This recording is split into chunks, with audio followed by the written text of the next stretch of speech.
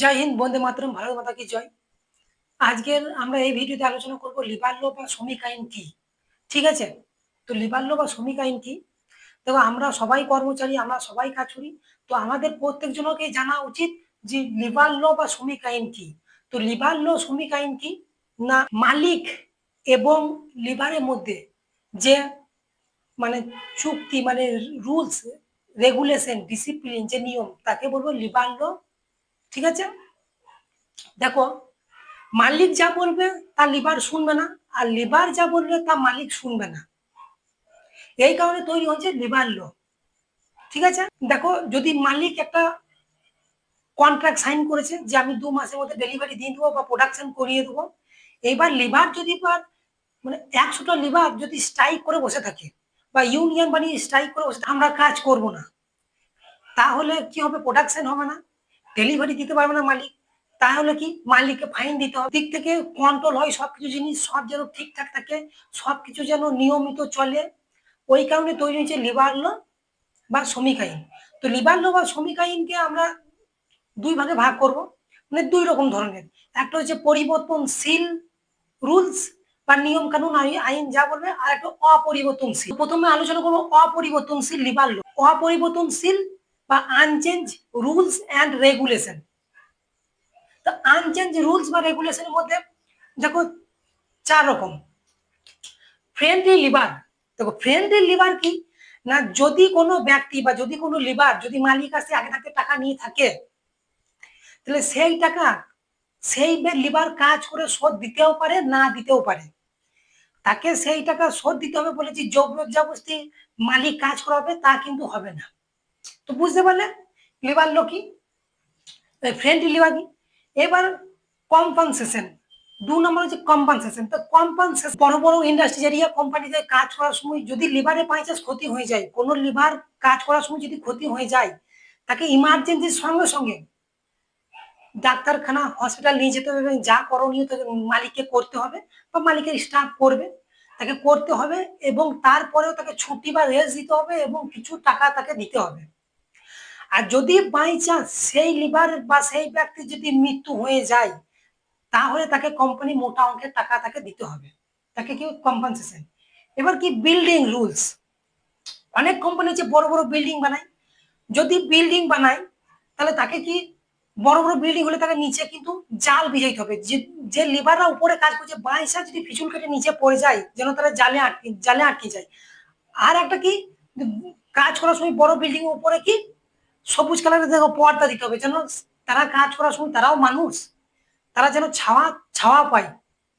তো building rules বুঝতে পারলে। এবার টাইমলি স্যালারি।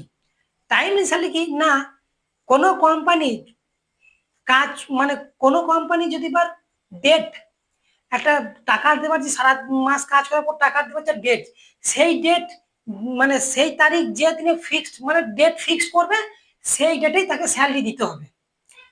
তো টাইমলি স্যালারি বুঝতে পারলে, মানে যে ডেট ফিক্সড হবে স্যালারি দেওয়ার জন্য, টাকা দেওয়ার জন্য, মজুরি দেওয়ার জন্য, সেই দিনেই তাকে স্যালারি দিতে হবে। তো বুঝতে পারলে, এগুলো হলো আনচেঞ্জ, আনচেঞ্জ ক্যাটাগরি, আনচেঞ্জের রুলস, মানে এইগুলো কোনো রকম চেঞ্জ হবে না, পরিবর্তন হবে না, অপরিবর্তনশীল। এবার পড়বো কি, চেঞ্জ রুলস। চেঞ্জ রুল দেখবো, মানে যেগুলো পরিবর্তন হতে পারে, কোনো এর ভ্যালু নাই। চেঞ্জ রুলস মানে এগুলো B category, A category, B category, B category rules কিন্তু পরিবর্তন হতে পারে, মানে পরিবর্তনশীল। মানে এগুলো হতেও পারে, না হতে পারে, কোনো ঠিক ঠিকানা। 8 আওয়ার্স ডিউটি, মানে 4 ঘন্টার ডিউটি। দেখো, মানে 4 ঘন্টার ডিউটি করো, কোনো লেবার যদি 4 ঘন্টার ডিউটি করে, তাকে 30 মিনিট রেস্ট অবশ্যই দিতে হবে, সে যটার সময় ডিউটি লাগবে লাগুক। 24 ঘন্টা যদি বা একটা কোম্পানি 24 ঘন্টা যদি চলে, তাহলে 8 ঘন্টা করে ডিউটি, 3 8 24 ঘন্টা, তাহলে তাকে সে 8 ঘন্টা করুক বা 16 ঘন্টা করুক, তাই কিন্তু 4 ঘন্টা বাদে বাদে অবশ্যই 30 মিনিট রেস্ট তাকে দিতে হবে। ভেজ অ্যাক্ট বা ওভার টাইম। ভেজ অ্যাক্ট কি না, দেখো শুনো, আট একটা লেবার 8 ঘন্টা ডিউটি করে, তাহলে তাকে যদি 800 টাকা মাইনে দেওয়া হয়, তাহলে প্রত্যেক ঘন্টায় 100 টাকা পড়ছে। সে যদি বার 8 ঘন্টা ডিউটি করার পর ওভার টাইম করে 1 ঘন্টা 2 ঘন্টা, তাকে সে আগেকার 100 টাকা টাইম টাইম ঘন্টা, 100 টাকা ঘন্টা হিসেবে তাকে টাকা দেওয়া হবে না, ডাবল টাকা দিতে হবে। সে যদি 1 ঘন্টা টাকা করে, 1 ঘন্টা ওভার টাইম করে, তাহলে কি 8 ঘন্টাতে যদি বার 800 টাকা পাই, ঘন্টা 100 টাকা করে হচ্ছে, তাহলে সে যে 1 ঘন্টা ওভার টাইম করে তাহলে তাকে কি লাগবে 200 টাকা, ডাবল, মানে 1 ঘন্টার টাকা 100 টাকা থেকে ডাবল লাগবে।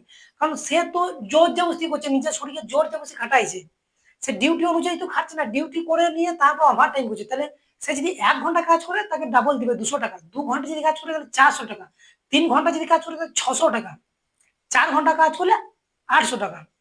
তাই প্রত্যেক ঘন্টা থেকে ডাবল টাকা দিতে হবে, ভেজ অ্যাক্ট। তারপরে মেটারনিটি, মেটারনিটি কি না, কোনো গর্ভবতী মহিলা যদি কোম্পানিতে কাজ করে, কোনো গর্ভবতী মহিলা যদি কোম্পানিতে কাজ করে, তাহলে সে যদি প্রেগনেন্ট মানে গর্ভ অবস্থায় আছে, তাকে 1-2 মাস আগে ছুটি দিতে হবে, এবং বাচ্চা জন্ম নেওয়ার পর 1 মাস তাকে 1 থেকে 2 মাস রেস্ট দিতে হবে, এবং তার কোনো স্যালারি বা টাকা কাটা যাবে না।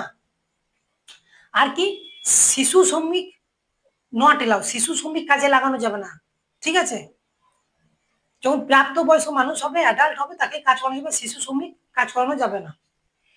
লেবার ইউনিয়ন, লেবার ইউনিয়ন কি কি না, 100-200টা লেবার টেবার সব একসঙ্গে মিশিয়ে ইউনিয়ন তৈরি করতে পারে তারা, এবং মালিক যদি কথা না শুনে তাদের, তারা কিন্তু ইউনিয়ন করে মালিকের প্রতি পদক্ষেপ নিতে পারে, প্রয়োজনীয় পদক্ষেপ নিতে পারে। তো লেবার ইউনিয়ন। ওয়ার্কিং ডিসপিউট কি না, যে কাজের জন্য তাকে ডাকা যাবে, তাকে সেই কাজই দিতে হবে, অন্য কোনো কাজ দিলে হবে না।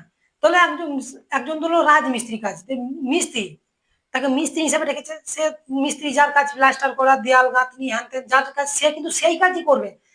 তাকে ডেকে নিয়ে এসে যে নর্দমা পরিষ্কার করা, ওইসব কিছু নর্দমা পরিষ্কার করা, ঝাড়াঝুড়ো, গা হাত পা টিপে দিয়ে হ্যান ত্যান আলতু ফালতু কাজ করানো যাবে না। যাকে যে কাজের জন্য ডাকা হবে তাকে সেই কাজের জন্যই, তাকে সেই কাজই দিতে হবে।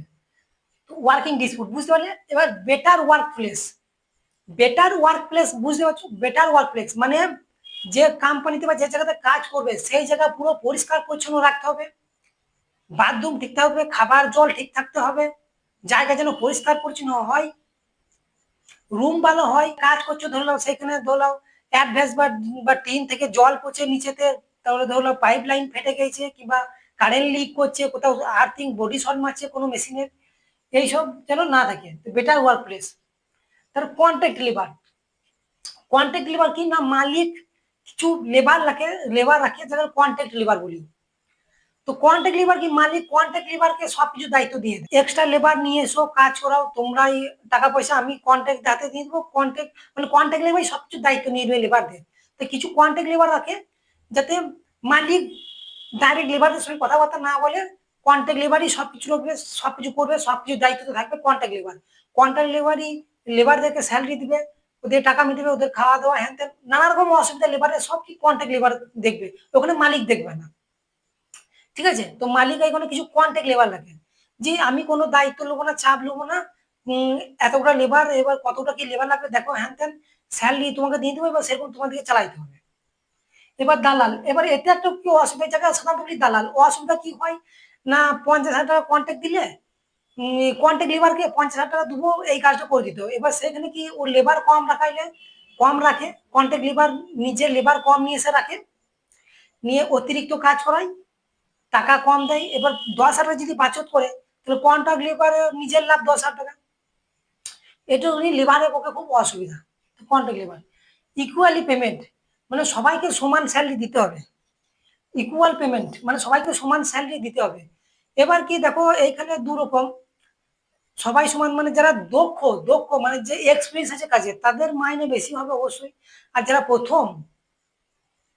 যে লেবার প্রথম ঢুকে কাজ করবে তার মাইনে অবশ্যই কম হবে, টাকা থেকে মজুরি কম দিবে অবশ্যই।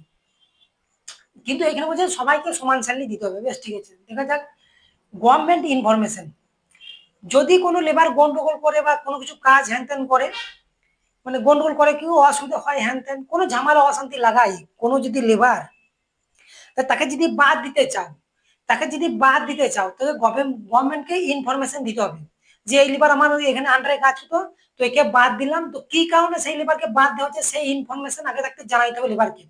এইবার এখানে জিনিস কি আছে, যদি কোনো কোম্পানিতে 100টার কম লেবার কাজ করে, তাহলে কোনো গভর্নমেন্টকে ইনফরমেশন দিতে হবে না, তাকে এমনি বার করে দিতে পারো কাজ থেকে। আর যদি 100টার বেশি লেবার সেখানে কাজ করে, সেই কোম্পানিতে, তবেই গভর্নমেন্টকে ইনফরমেশন দিতে হবে, গভর্নমেন্টকে জানাইতে হবে যে একে বাদ দেবো, এই করেছে হ্যান ত্যান, তার অসুবিধা হ্যান ত্যান নানা রকম। তো গভর্নমেন্ট ইনফরমেশন বুঝতে পারলেন, ইনফরমেশন। এবার solve dispute easily. Solve dispute easily এটা কি না, কোনো কিছু দেখো কোম্পানিতে ঝগড়া ঝামেলা কুটকাট হ্যান ত্যান নানা রকম লেগে, এই কাজ করছে না ও কাজ করে না হ্যান ত্যান নানা রকম অশান্তি ঝামেলা কোম্পানির মধ্যে লেগেই থাকে।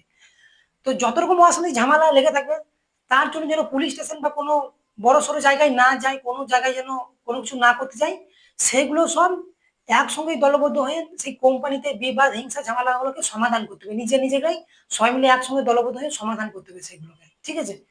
তো সলভ ডিসপুট ইজিলি, বুঝতে পারলেন। এবার same for all. Same for all কি না, সবাইকে সমান চোখে দেখতে হবে, সবাইকে ভালো ব্যবহার করতে হবে, ভদ্র ব্যবহার করতে হবে, সবাই একসঙ্গে থাকবে, না এখানে ধর্মের বিচার হবে না কোনো জাতপাতের বিচার হবে, সবাই সমান, সেম ফর অল। এইবার কি, এত এত রুলস, এত এত নিয়ম, এবার মালিকের অসুবিধা, এই লিবার দিকে তো দেখছে, মালিকেও দেখতে হবে, এত এত মানে ফেসালিটি দিতে হবে লেবারকে, ওই কারণে ভয়ে ভারতবর্ষে আসে না, কোনো কোম্পানি আসে না কাজ করতে। আর কোম্পানি মানে কোম্পানির উপরে এত ট্যাক্স চাপায়, তারপর ডন তো আছে, যে কোনো ডিস্ট্রিক্টের এলাকা বা ডন আছে সভাপতি হ্যান ত্যান বলবে, তো কোম্পানি খুলবে না, কলার ডগ খুলবে, আমার দিকে দরকার নাই, আমার খাতাতে যেন 3 লাখ টাকা চলে আসে ভাই।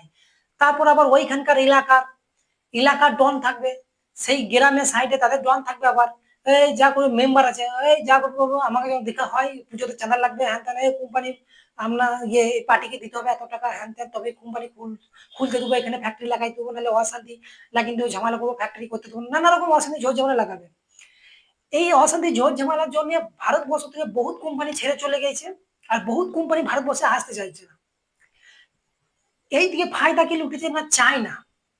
চায়নার অবস্থা খুব খারাপ ছিল, বেহাল ছিল। চায়না যে বিশাল উন্নত হয়ে গেছে, আর যে 4 থেকে 5 নম্বরে ওয়ার্ল্ডে 195 দেশের থেকে 4 থেকে 5 নম্বরে চলে এসেছে চায়না, ইকোনমি মানে এত উন্নত।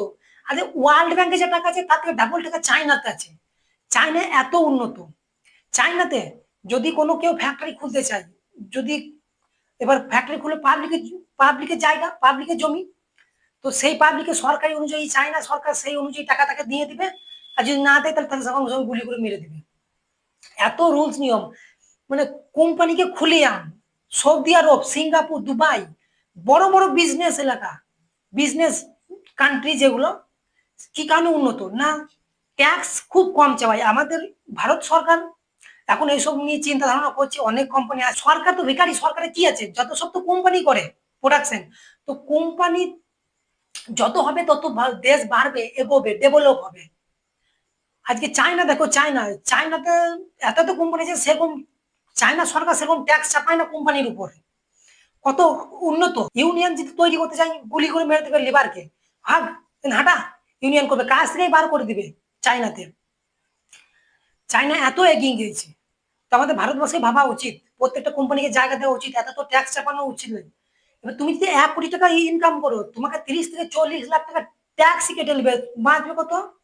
40, বাঁচবে কত না, 50 লাখ, 60 লাখ, 1 কোটি টাকাতে আইফোন কিনছো, আইফোন কত, 1 লাখ 1.5 লাখ টাকা দাম।